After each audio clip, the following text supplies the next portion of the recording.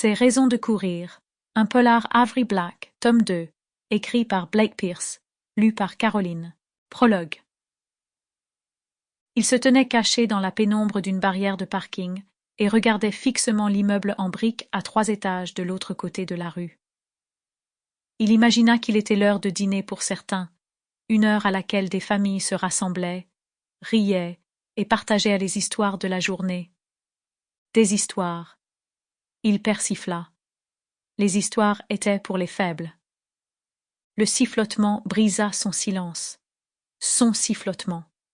Henrietta Vennemer sifflotait tout en marchant. Tellement joyeuse, pensa-t-il. Tellement oublieuse. Sa colère augmenta à sa vue, une rage rouge et brûlante qui s'épanouissait dans tout son champ de vision. Il ferma les yeux et prit quelques inspirations pour la faire cesser. Les médicaments aidaient habituellement pour sa colère. Il l'avait calmée, avait maintenu son esprit léger et insouciant, mais dernièrement, même ceux sur ordonnance avaient échoué. Il avait besoin de quelque chose de plus grand pour aider à équilibrer sa vie. Quelque chose de cosmique. « Tu sais ce que tu dois faire », se rappela-t-il. Elle était une femme menue et plus âgée, avec une masse de cheveux rouges et une attitude volontaire qui imprégnait chacun de ses mouvements. Ses hanches se balançaient sur une chanson en son fort intérieur, et il y avait un rebond décelable dans ses pas. Elle portait un sac de provisions et se dirigeait directement vers l'édifice de briques dans une partie oubliée de l'est de Boston. « Voici maintenant », ordonna-t-il.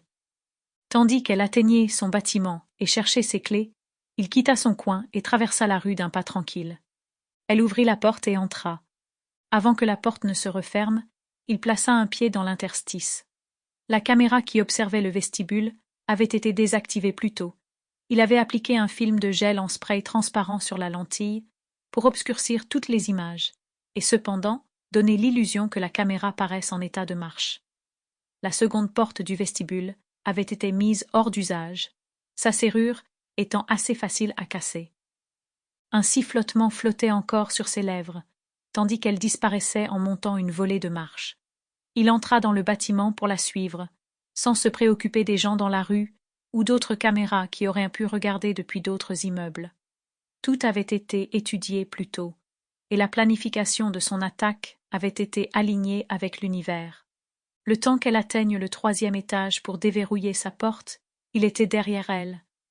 La porte s'ouvrit et alors qu'elle rentrait dans son appartement, il la saisit par le menton et maintint sa bouche fermée avec sa main, étouffant ses cris. Ensuite, il rentra.